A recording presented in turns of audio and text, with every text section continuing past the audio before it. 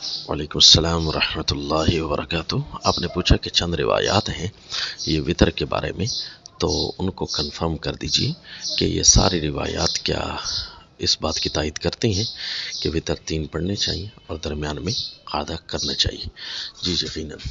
پہلی بات تو یہ تو طے ہے کہ وطر 3 رکعتیں ہوتی ہیں، حتیٰ کہ جو لوگ یہ روایت پیش کر رہے ہوتے ہیں کہ وطر جو ہے زیادہ بھی پڑھنے چاہیے، وہ کم از کم اتنا مان رہے ہوتے ہیں کہ رمضان اور غیر رمضان میں رسول اللہ صلی اللہ علیہ وسلم 11 رکعت پڑھا کرتے تھے۔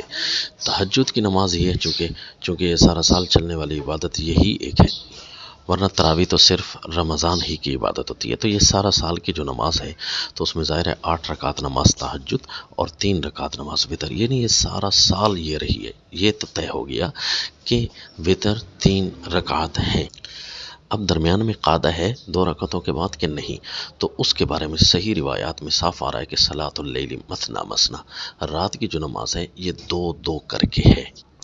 تو یعنی وطر بھی پڑھنے ہوں گے تو یہ 2 کس طرح کہ پہلی 2 رکعتیں تو 2 ہو سکتی ہیں، تو ظاہر ہے آخری رکعت چونکہ ایک ہی بچتی ہے تو وہ 2 نہیں ہو سکتی۔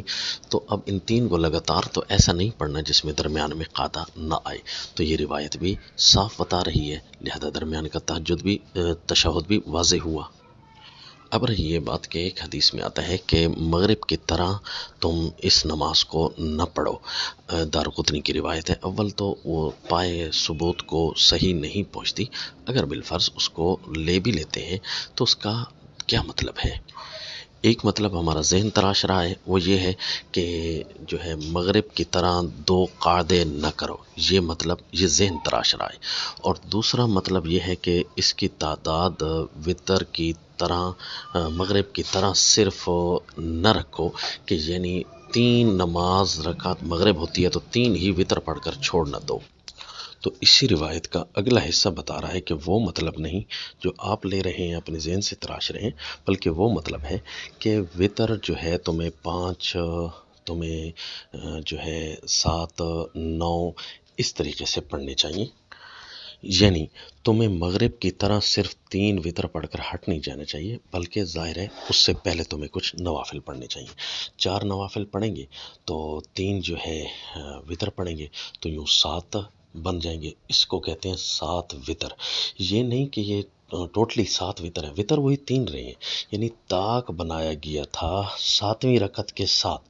یہ اردو کا ترجمہ کرنے سے یہ سارا مفہوم واضح ہو جاتا ہے کہ طاق بنایا جاتا ہے 5ویں رکعت کے ساتھ، یوترو بخمسن، یعنی اس کا معنی وطر پڑھتے تھے تو وہ تو ہوتا ہے یصلی الوتر بخمسن، یوں نہیں بلکہ یوترو بخمسن۔ صحیح روایات میں آ رہا ہے کہ 5ویں رکعت کے ذریعے وطر بناتے تھے، یعنی 2 نفل اور 3 رکعت جب وطر پڑھیں گے تو اس طریقے سے 5ویں رکعت جو ہے وہ پچھلی ساروں کو طاق بنا دے گی۔ تو اسی طرح 7ویں جب پڑھیں گے یعنی 4 نفل پڑھیں گے اور 3 وطر ملا رہے ہوں گے نا، تو جب 7ویں آئے گی تو وہ ہماری 1 رکعت ایسی ہوگی جس نے ساروں کو طاق بنا دیا، پوری نماز کو۔ اسی طرح جب ہم پڑھیں گے 6 رکعت نماز نفل تو اس کے بعد جب ہم 3 پڑھیں گے تو 9ویں رکعت نے پچھلی ساروں کو طاق بنا دیا۔ تو یہ معنی نہیں کہ 9 وطر ہے، یعنی 9ویں رکعت نے طاق بنا دیا ہے پچھلی ساروں کو۔